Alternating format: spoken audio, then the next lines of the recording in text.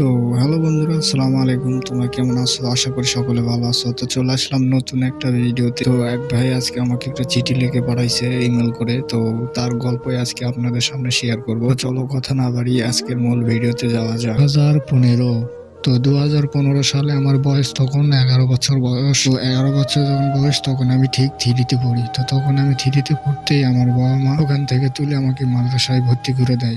মাদ্রাসায় মোটামুটি 3 মাস পড়াশোনা করার পর আমার আর ভালো লাগে না, ওখান থেকে আমি পালিয়ে চলে যাই। পালিয়ে বাড়িতে চলে আসি। বাড়িতে আসার পর বাবা মা ধরে আমাকে মারধর করে ভালোই। তো মারধর খাওয়ার পর আমি চিন্তা করি যে আমি তোর সাথে পালিয়ে চলে আসলাম, করে খাবো কি। তখন আমি কিন্তু গাড়িতে কাজ করি। তো গাড়িতে কাজ করতে করতে একটা মেয়ের সঙ্গে আমার মেয়েটির সঙ্গে দেখা হওয়ার পর মেয়েটিকে আমি ভালোই, মানে দুজনের মধ্যে ভালো একটা বন্ধুত্ব তৈরি। মোটামুটি মাস এক ভালোই চলে যাচ্ছিল, আমাদের ভিতরে কোনো গন্ডগোল ফাসাদ কিছু ছিল না। খালাতো ভাই চলে আসে। খালাতো ভাইয়ের সাথে আমার একটু রাগ হয়, কারণ আমার খালাতো ভাইয়ের সঙ্গে এক জায়গায় বসে থেকে গল্প করে। কার প্রিয় মানুষটা কারোর সাথে যদি বসে থেকে গল্প করে, রাগ তো হওয়ারই কথা। তখন আমাকে বলে যে আমাকে একটা ফোন কিনে দাও। তখন আমি নিজে পরিশ্রম টাকা দিয়ে আমি একটা ফোন কিনে দিই।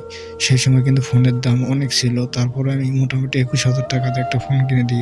তখন মেলা চিন্তা করি 21,000 টাকা দিয়ে আমি তখন ফোন কিনে দিই। তখন ওই বাজারে কিন্তু 21,000 টাকা কিন্তু বহুত টাকা। আমার কাছে ছিল 10,000 টাকা, আমি ফোন কিনবো বলে 21,000 টাকা এবং বাড়ির থেকে 10,000 টাকা চুরি করে আমি একটা ফোন কিনে দিই। তো ফোন কিনে দেওয়ার পর এই বাজে মাস সাহেব আমার সঙ্গে ভালোই কথাবার্তা চললো আমার সঙ্গে। তো এইভাবে চলতে চলতে তখন ওর খালাতো ভাইয়ের সাথে একটা গন্ডগোল হলো। আমার গন্ডগোল হওয়ার পরে আমাকে বললো যে আমার খালাতো ভাইয়ের সাথে কেন তুই গন্ডগোল করলি।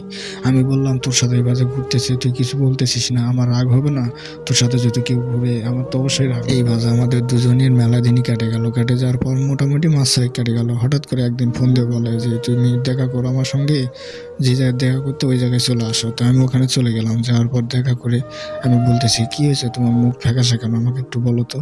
তখন বলতেছে যে আমাদের বিয়ে তো ঠিক করে ফেলে দিছে, তো আমি এখন আর কি করবো। আমি বলছি কি বলো এসব, বিয়ে ঠিক করেছে মানে তোমার যদি বিয়ে ঠিক হয় তাহলে তো আমি আমার জীবন থাকবে।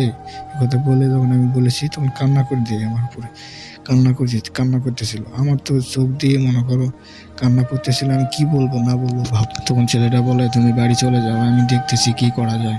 তখন ছেলেটা সরাসরি তার বাড়ি চলে যায়। বাড়ির যায় ওর বাবাকে বলে যে বাবা ইনকেঙ্গা ঘটনা, আমি একটা মেয়েকে ভালোবাসি। তখন ছেলেটার বাবা বলে যে না আমি তোকে এখন বিয়ে দিব না। ছেলেরে তখন বলে যে বাবা ওর ছাড়া আমি বাঁচবো না, যদি ওর সাথে বিয়ে নেওয়া হয় তাহলে কিন্তু আমি মরে যাবো। তো বন্ধুরা দেখুন, সম্পূর্ণ ভিডিও যদি শেয়ার করতে যাইতে 15 মিনিটেও ফুরাবে না। তো নেক্সট ভিডিওতে অবশ্যই দেখা হবে, কারণ চ্যানেলের প্রথম ভিডিও। তো যদি ভিডিও ভালো লাগে লাইক করে একটা সাবস্ক্রাইব করে কমেন্ট করে জানাবেন।